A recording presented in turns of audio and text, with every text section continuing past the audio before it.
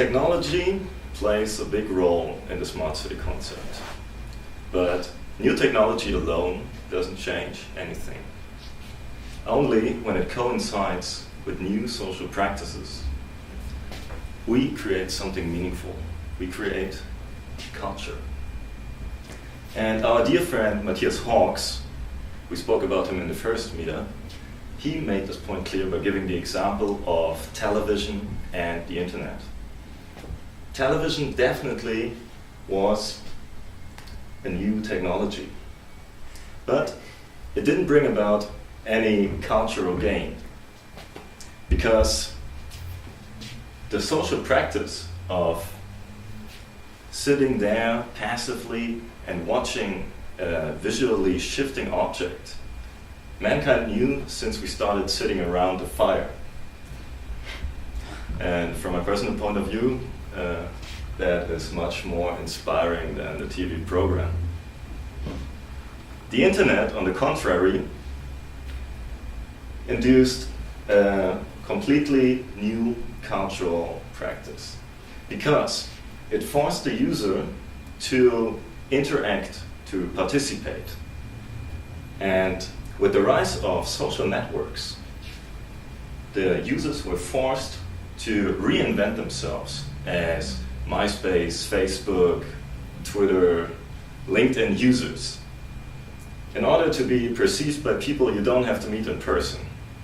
So that's a cultural gain, because there was new technology and the society reinvented themselves. Like, they perceived themselves in a new way. And the next level of this cultural gain actually happens in this room here. Because a platform like Meetup is something that doesn't only empower people to connect, but to build mediums of interaction, to create collaborative commons. And that's the most important word today. Collaborative commons exist whenever people create something together, when they use resources to create something that is for the common good or just for the sake of it. Examples are like the open software for 3D printers. There's a network of programmers and designers who join forces, and together they create programs, open software for everyone who wants to print something with a 3D printer. Another example is the urban gardening on Tempelhofer Feld. Before that, it was just a meadow, but then it became a collaborative common. People created something together, and out of that, this beautiful and also functional and meaningful piece of art arose. So, and the willingness and ability to create these collaborative commons is one of the main characteristics of what we call the smart people. The smart people are the citizens of the future city as we understand them. In fact, this social practice could make a difference between a sharing, trustful society and something like Orwell's 1984, to be polemic. So, with the rise of connectivity and the Internet of Things, we are put in front of a new challenge. And this challenge is to create the right social practice for this new technology. So, in the end, we can create culture. So, therefore, it makes sense to look at the source of the future social practice, our education system.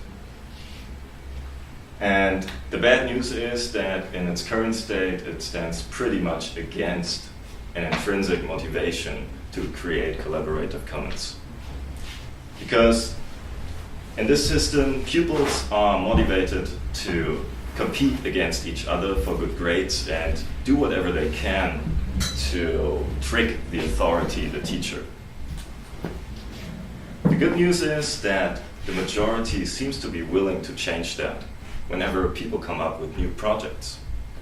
And one of those projects was Kotibuch that Mehdi and I founded last year. And Kotibuch was a pioneer project in applying design thinking at schools in order to empower the pupils to create an intercultural dialogue with innovation. To show you how it works, I will give you an example. First of all, design thinking is a method to find innovative solutions for problems and needs of real people. It is a 6-step process that you go through in teams. The 6 steps are understanding, observing, defining, ideation, prototyping, and testing. And the starting point of every design thinking process is a challenge. And now you have to pay attention, especially because later on you will also create some challenges. The challenge is like a task to redesign not an object, but a situation, an experience that reoccurs in many people's lives. Like having your breakfast in the train. It's something that people do every day, but maybe it's not perfect now, you know. You eat your croissant and it spreads all over you and whatever. It could be better according to your needs. Or the experience I have right now giving an input in front of strangers in a foreign language. I'm sure there's a way to do this in a much more relaxed way, you know. So the point is that design thinking is a universal tool to redesign situations or experiences according to people's needs. And it is absolutely intuitive. You need a coach to let you go through the whole process, but you can start right away. And we had the experience that all the pupils, all the classes we worked with, they understood everything right away and started working right away, even in a primary school. Unlike the teachers, we have to say, but that's another topic. So, to make it more concrete, one of the challenges, for example, we had at Evangelische Schule Berlin Zentrum, where we made a 10 weeks project, was to redesign the experience of Turkish and German teenagers meeting on the street. So, what they did was to sit down and understand the challenge better by exchanging experiences, talking about it, and pointing out the stakeholders. In the second phase, they went on the street and made interviews, collected data, needs, stories. Then they synthesized the whole thing into a persona framework and to make it more easy to work with. So after that, in the next phase, they came up with ideas to solve the problem and to answer the needs of the persona. Then they transformed their ideas into prototypes and went on the street again, tested them with the people, got feedback and iterated on the whole thing, made it better. So, now the question is, why does this method trigger the ability and willingness to create collaborative commons? Because in order to master a challenge, you have to understand the needs of other people.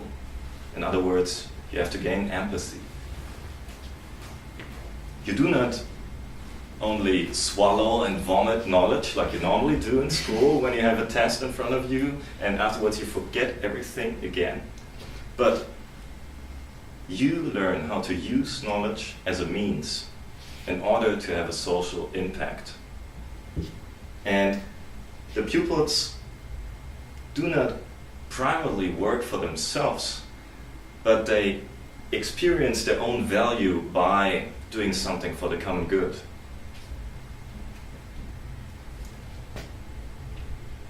And above that, last point, in this chapter is that you cannot solve a challenge alone. You have to work in teams. You have to learn how to work with others, because only if the team works, the project can succeed. So, in a more and more connected world,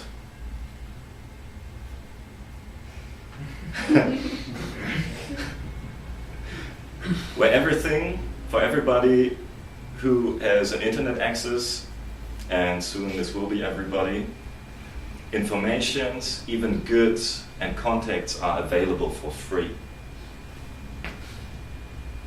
And in this world, the mentality of storing and reinvesting everything just for yourself, or maybe also your family, is not the adequate social practice. Society shouldn't be perceived as an ocean of competitors, where you have to stand out to survive, but rather as a sum of potentially connected members who have the need of new forms of collaboration.